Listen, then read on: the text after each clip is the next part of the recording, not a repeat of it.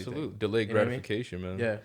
And I saw that for my life again. Like when I started, I was broke, maxed out credit cards, all that stuff. I spoke about my story before, but I use wholesaling as a tool, and I still wholesale to this day. For the record, You were broke, but you weren't broken. that's it. It's You all know what I about the mean? You mindset. were broke, but you weren't broken. Yeah, it Yeah. was a temporary position I was in. So I used that cash I was generating from wholesaling. I led that into buying real estate with my brother here, Muhammad, um, and we have more long term passive income. Now again, it's slow flips. It's great, it's passive income, but at some point it runs out because technically it's sold. We're the bank. It's an amazing strategy, but it should be like the only thing you should do, right? Now my long term play was always to have rental properties. Look, I spoke to sellers, right? Like right after the '08 crash, I'm speaking on the phone, like, yeah, I bought this piece of land and I built the house. I bought the land for $800. And I built it for whatever X amount of dollars.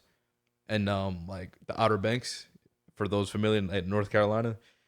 So you can like what I'm saying is when you own that piece of real estate, you don't know what that market is gonna do for the better in the future, bro. Nah. You can have an intel drop a manufacturing chip near your neighborhood that you've owned properties in. Which happened in Columbus, Ohio.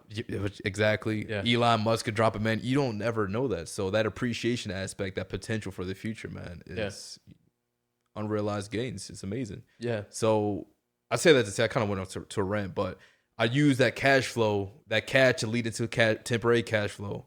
I'm now using that fix up my credit. My credit is where it needs to be currently, and I have liquid I'm sitting on. So why not put that more into long-term holds in real estate? That's the logical move. That's the real wealth. You gotta look at, we look at our investment strategy as like a multi-pronged approach.